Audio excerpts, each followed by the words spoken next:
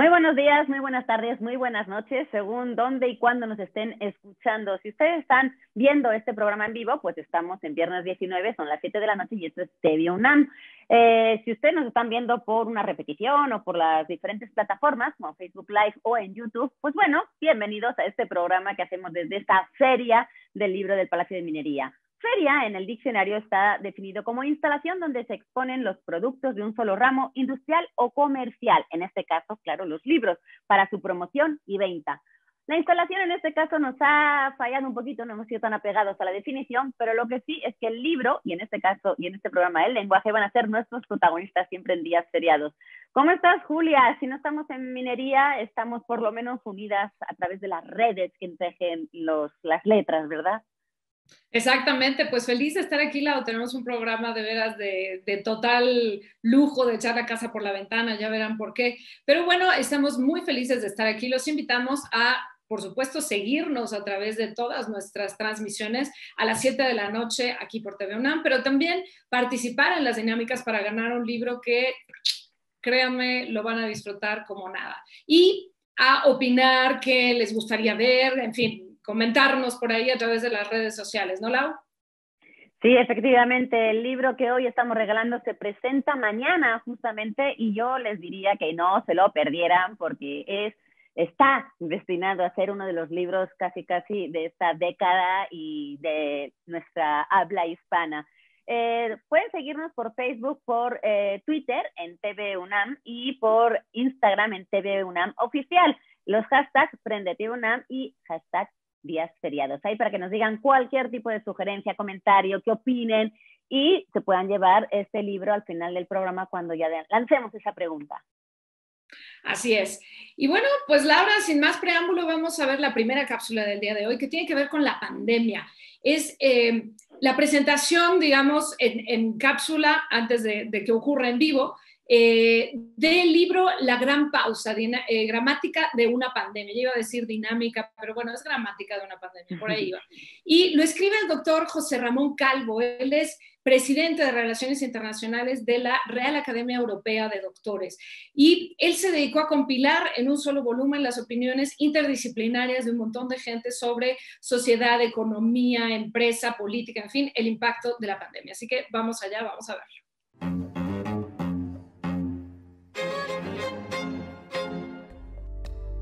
Este es un libro que nace cuando llevábamos unos 3 meses aproximadamente desde que se inicia la pandemia y la editorial Malpaso me pide que hiciera una serie de reflexiones desde mi punto de vista como médico, como profesor, y yo les sugerí que en lugar de ser yo el que hiciera esas reflexiones, que por qué no contábamos con un grupo de personas y que hiciéramos un abordaje coral, multidisciplinar, variado, sobre las diferentes perspectivas que cada uno podía tener de ese tema. Y efectivamente así se hizo, y la verdad es que en prácticamente 3 semanas teníamos a todos los autores ya con sus manuscritos preparados, porque a todos les pedimos lo mismo, les pedimos que fueran manuscritos atemporales, es decir, no queríamos ningún dato concreto porque se iba a quedar obsoleto antes de empezar. Queríamos que aquello se pudiera tener una visión multidisciplinar y internacional, porque en el fondo también teníamos claro que esto era un problema mundial y sobre todo pensando en que estábamos ante un problema que teníamos que buscarle diferentes puntos de visión, teníamos que buscarle diferentes maneras de entenderlo, porque estábamos muy al inicio de esa pandemia. Ya llevábamos 3 meses, pero yo creo que nadie podía imaginar la magnitud, salvo las personas que reflexionábamos en el libro, que de alguna manera sí que llegamos a intuir que esto podía cambiar la historia de la humanidad. De hecho, una de las autoras, la doctora Rosalía Arteaga, la expresidenta de Ecuador, decía que esto iba a cambiar el significado de las siglas ACDC, que iban a significar ahora antes del coronavirus y después del coronavirus. En el fondo vengo a decir que si seguimos pensando en el yo en lugar de pensar en el nosotros, lo tenemos mucho más complicado, porque además claramente el medio ambiente sigue estando afectado y la pandemia no ha hecho más que poner de relieve determinadas cosas, y los problemas de salud las carencias en los servicios de salud de muchos países claramente han sido un problema que hay que documentar y que hay que analizar. Entonces yo creo que la conclusión final de esta historia es: seamos optimistas, pero no bajemos la guardia. Ahora tenemos cepas nuevas, tenemos variantes nuevas, pero fíjense una cosa, no hay ni una sola cepa que yo conozca que se haya resistido al uso del cubrebocas.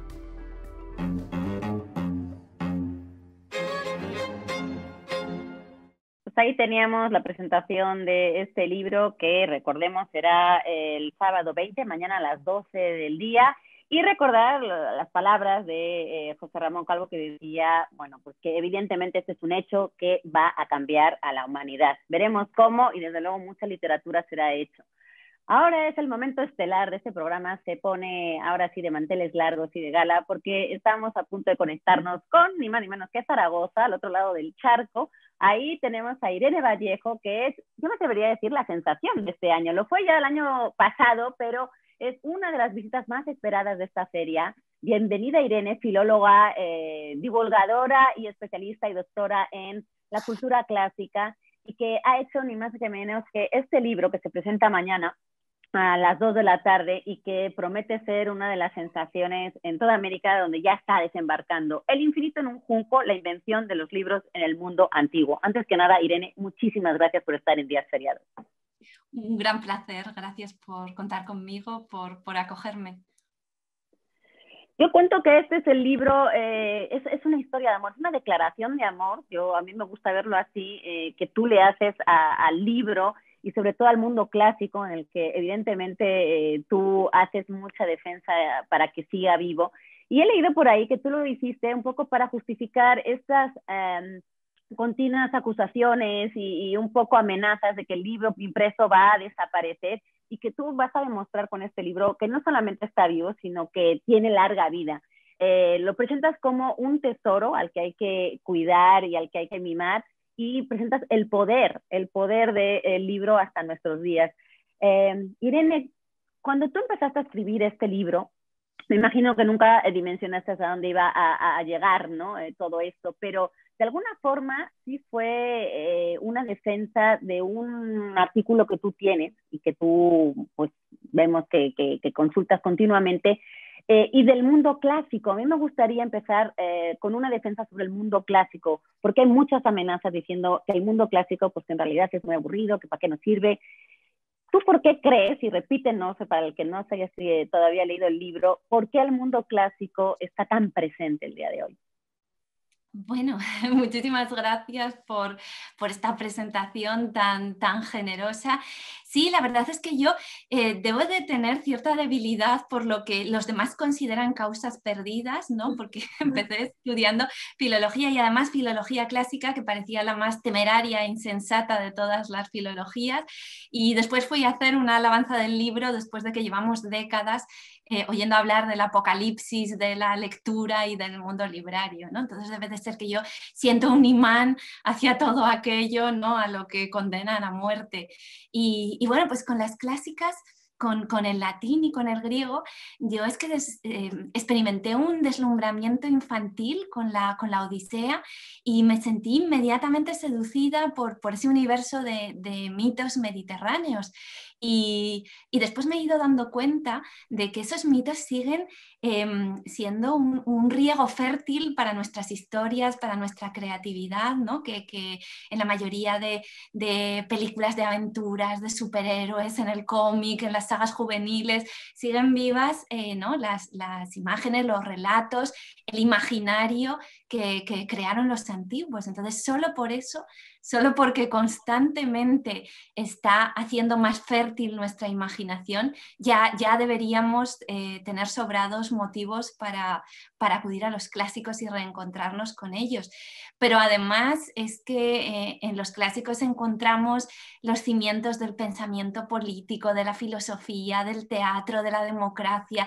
Es decir, las primeras veces de tantas cosas que caracterizan nuestro mundo tal y como es hoy. Y entonces resulta fascinante conocer ese pasado donde ya nos reconocemos, pero al mismo tiempo nos sentimos interpelados, ¿no? Porque los antiguos nos hablan desde una distancia y desde una perspectiva que creo que nos permite conocernos, ¿no? Desde otra óptica, captar también nuestras propias contradicciones y además extraer muchísimas lecciones del pasado y de los experimentos tan audaces que hicieron nuestros antepasados griegos y romanos. Así que a mí me parece que es un conocimiento necesario y sobre todo muy placentero, porque cuando nos acercamos a los clásicos sin miedo, descubrimos que tienen muchas cosas hermosas y deslumbrantes que contarnos. Irene, qué bien que mencionas el placer, porque me parece que es uno de los adjetivos que mejor aplican a tu libro. Es tremendamente placentero de leer, a pesar de ser un libro bastante grueso, de más de 400 páginas. Es delicioso, se lee muy sabrosamente y me parece que combinas dos acercamientos, dos posturas que suelen ser antitéticas. Por una parte, el rigor académico. Están todas las notas a pie, está incluso un índice onomástico para que si uno quiere buscar qué dijo Heródoto, pues ahí está todas las veces que aparece, pero al mismo tiempo tiene también esta parte narradora, esta parte un poco de cuento, de anécdota, donde hablas, por ejemplo, de Marcial, poeta hispano en Roma, que tuvo a bien hacer un catálogo en verso de productos navideños. Eso suena totalmente contemporáneo, o de Arquíloco, que cuando era absolutamente debido a muerte, o defenderse con el escudo o regresar muerto sobre el escudo, eran las únicas dos opciones. Este lo avienta y sale corriendo y además escribe un poema.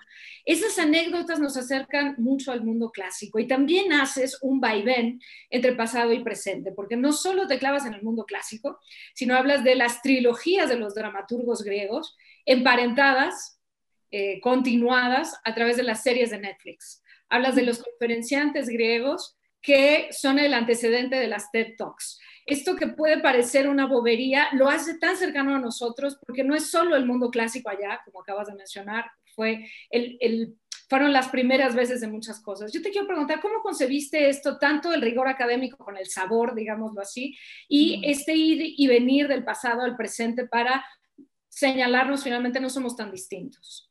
Ay, bueno, gracias Julia, porque ha sido estupenda esa síntesis que has hecho del libro y además esta era una de mis grandes preocupaciones, ¿no? Yo creo que de la historia, del pasado, de los clásicos, solo aprendemos a condición de que los disfrutemos, ¿no? El aprendizaje, el aprovechamiento de esa lectura depende de que gocemos con ella. Entonces, para mí era importantísimo recuperar el placer de aquellas narraciones de mis padres antes de dormir, cuando yo, como os decía, me enamoré de la cultura clásica, y entonces yo he intentado que el libro cree esa misma atmósfera, ¿no? de intimidad, de risa, de juego, de sentido lúdico, pero al mismo tiempo de curiosidad enorme con la que yo recibía a aquellos relatos de mis padres, ¿no? de la mitología.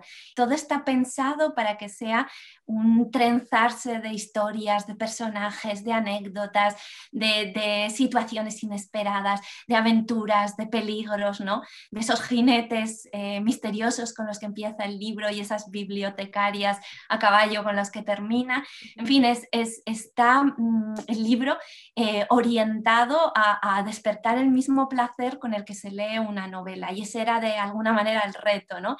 el trasladarnos, viajar en el tiempo, pero de una manera en la que siempre sintiéramos que todo nos está hablando de nosotros, y además que toda esa secuencia de narraciones trepidantes mantuvieran la atención como ante un viejo cuento alrededor de la hoguera. Pues muy como tú has dicho, Irene, además, las historias y las anécdotas y los datos se retienen mejor cuando te los cuentan como si fuera una anécdota que tú haces parecer, como decía Julia, que de repente estás trasladándote a pasado, hablando de cosas que pasaron hace mucho, casi estamos escuchando un documental, algo narrado, y de repente, pum, lo cortas con algo muy novedoso y que te hace como todo el rato brincar, ¿no? Un poco arquear las cejas y decir, ay, esto me está hablando a mí, y lo haces muy jugoso, ¿no? Hablas un poco también de que son como las contadoras de historias de una tribu ante la hoguera, que es un poco la tradición oral, cómo ha sido capaz pues de traernos tanta sabiduría hasta hoy en día, porque los libros pues sí han sido la base para que las cosas queden registradas y digamos que las generaciones posteriores partamos ya de lo que hicieron las anteriores, ¿no? Y que no tengamos que regresar otra vez a lo que hicieron casi en las cavernas, pero también ese poder del que tú hablas. A mí me gusta una frase que dices que la lucha, aparte de contra el olvido y la destrucción, dices, al compartir los mismos relatos, dejamos de ser extraños.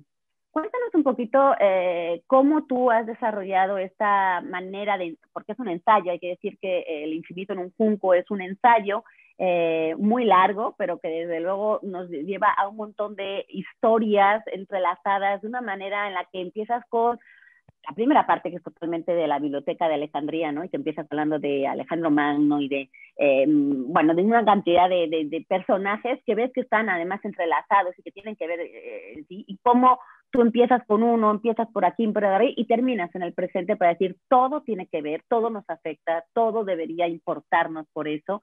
Cuéntanos un poquito acerca de esta tradición oral que ha llegado hasta nuestros días, en la que el libro parece ser que pudiera ser ajeno, pero que tiene todo que ver para que hoy en día tengamos tan presente todo ese pasado. Claro, claro que sí. A ver, es una pregunta muy interesante, Laura, porque además yo quería reivindicar esa tradición oral y quería reivindicar sobre todo a las mujeres que a lo largo del tiempo han sido depositarias, ¿no?, de esos cuentos, de esos relatos, de la memoria familiar. Y en cuanto las mujeres han tenido siempre un acceso más difícil a la educación, a la escritura y al conocimiento, pues muchas de ellas han tenido que transmitir ese conocimiento, esas tradiciones a través de la oralidad, ¿no?, de generación en generación. Esas narradoras orales maravillosas, ¿no?, y algunas de ellas incluso analfabetas, han sido capaces de insuflar vida a lo que en los libros podía considerarse letra muerta, ¿no? Y entonces yo creo que tanto la oralidad como la escritura no han competido, sino que se han complementado en esta lucha contra el olvido y a través de los relatos narrados seguimos todavía reconciliándonos y redescubriendo la infinita fuerza de las palabras y de las historias. Y así es como me sucedió a mí, que lo descubrí cuando era una niña con los cuentos que me contaban mis padres, ¿no? Y de viva voz y de esa forma tan intensa, tan directa y tan íntima. Entonces a mí me interesaba ese homenaje, el homenaje a la oralidad que sigue con nosotros, que ahora las nuevas tecnologías se alían con ellos y tenemos pues los podcasts, la radio, los audiolibros y bueno, pues lo tradicional que es contarle un cuento a un niño, ¿no? Y por eso yo creo que no hay contradicción, que no hay oposición, sino que podemos sentir que los relatos han seguido vivos en las aladas palabras que decía Homero y en los libros. Y por eso a mí me ha parecido tan importante que la historia de los libros, cuando se cuenta en un ensayo, se cuente con las técnicas de la oralidad, ¿no?, con esa pasión sostenida y con ese suspenso que tiene siempre un relato oral, que tiene que mantener la atención de quien escucha. Pues Irene, casi se nos acaba el tiempo, pero yo no quiero dejar de señalar cómo me hiciste sentir parte de una cofradía de quienes amamos los libros. Incluso mencionas que la Biblioteca de Alejandría fundó una patria de papel para los apátridas de todos los tiempos. Y ahí me dieron ganas de abrazarte y decir, hermanita, porque finalmente quienes amamos los libros y la escritura somos una suerte de comunidad a través de los tiempos, de los géneros, en fin, y esto creo que es importante mencionarlo en la Feria Internacional del Libro del Palacio de Minería. Este es un libro que celebra el libro, y cualquiera que ame el libro va a amar El infinito en un junco, porque no hace más que demostrar este pequeño milagro, como tú lo llamas, de la conservación del libro antiguo que debemos a muchas personas anónimas. Muchísimas gracias, Irene Vallejo, por este libro tan sabroso, tan disfrutable, y muchísimas gracias por estar en días feriados. Un abrazo hasta España. Ha sido un grandísimo placer. Gracias, Laura, Julia, todo el equipo, y me siento muy feliz de haber compartido esta charla con vosotros. Te esperamos en México pronto, porque el público mexicano se queda con muchas ganas de decirte tantas cosas. Pero si no me equivoco, va a haber más versiones que van a llegar pronto a México, ¿verdad?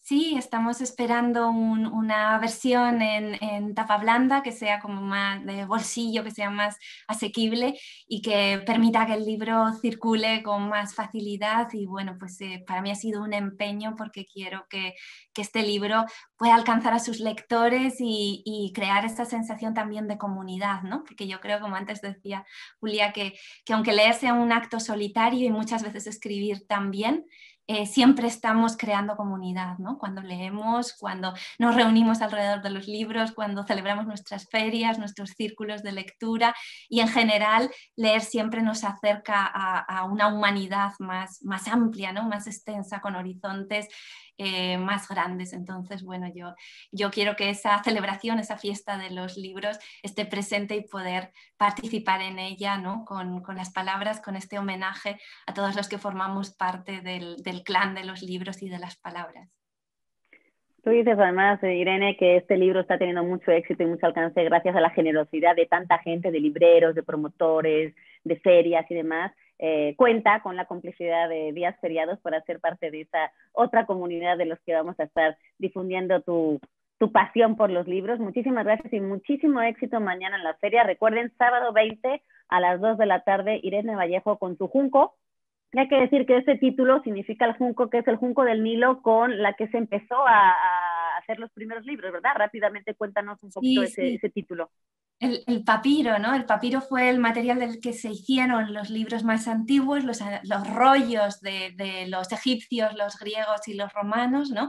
Y a mí me gusta en ese título, ¿no? Con un halo poético, contar lo que me parece más asombroso de un libro, ¿no? Que lo infinito de nuestras ideas, de nuestros pensamientos, de nuestras historias, de nuestros sueños y nuestros miedos y nuestras esperanzas cabe en algo tan pequeño, tan frágil como es un junco, ¿no? Como un cañaveral junto al río, y allí entre lo material y lo infinito pues se juega la suerte de los libros y de la literatura. Yo quisiera añadir una frase: si somos una comunidad, si somos una patria, los apátridas, en torno al libro, tu libro bien podría ser el pasaporte que nos lleve a conocer de dónde venimos y a dónde vamos. Muchísimas gracias. Gracias, Irene. Hasta luego y buenas tardes ya para ti, buenas noches, gracias. Buenas madrugadas, gracias y hasta prontito.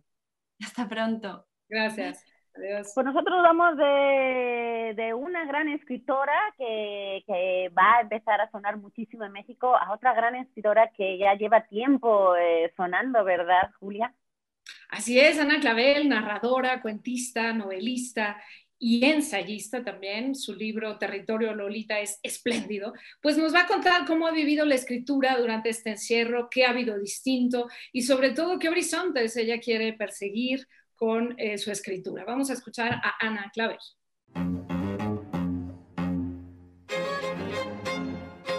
Hola, soy Ana Clavel, escritora mexicana. Estudié en la universidad y mi maestría en la gloriosa Universidad Nacional Autónoma de México, de la cual depende precisamente la Feria del Libro de Minería. La verdad es como estar en mi casa. Siento un verdadero cariño por la feria, por todo el trabajo que se hace en esta ocasión, incluso ahora virtual, por las condiciones que vivimos. Mi trabajo tiene que ver mucho con una suerte de aislamiento, ¿no? Yo creo que es así el mundo de la escritura, pero en general la labor del escritor, pues sabemos, ¿no? Que es una de las labores más solitarias, mientras que un fotógrafo, por ejemplo, tiene que salir al mundo para fotografiarnos. En el caso de un escritor, ¿no? El trabajo es adentro y en el escritorio. Yo creo que la pandemia lo que nos trajo es la falta de certezas en un mundo que ya había sido golpeado, sobre todo por la falta de certidumbre. En un mundo en general y en un país como el que estamos, ¿no? Yo de pronto digo que no es lo mismo padecer la pandemia en Suiza a padecerla en México, ¿no? Entonces acá se suman una serie de incertidumbres que no nos enloquecen nada más porque tenemos la capacidad de ponernos una máscara de risa, como de melodrama, ¿no? Creo también que el asunto de la resurrección humana es impresionante. Esto que ahora se le llama resiliencia, porque pienso en población europea que padeció las diferentes pestes, ¿no? Que diezmaron, y que esta experiencia que estamos viviendo no debe ser más terrible que aquello que pasó en la Edad Media, por ejemplo. Y sin embargo la gente se termina recuperando, la gente se termina olvidando de todo lo terrible, ¿no? A la vez estamos también apostando por otras formas de intentos de convivencia, y esta parte interior de conocimiento que nos permite el arte, la literatura, sigue creciendo, ¿no? Yo veo producción actual, veo autoras especialmente mexicanas, ¿no? También haciendo cosas maravillosas, que a la postre lo que termina orillándonos es a encontrar equilibrio sobre los filos de navaja, y por ahí creo que vamos a seguir dando lata.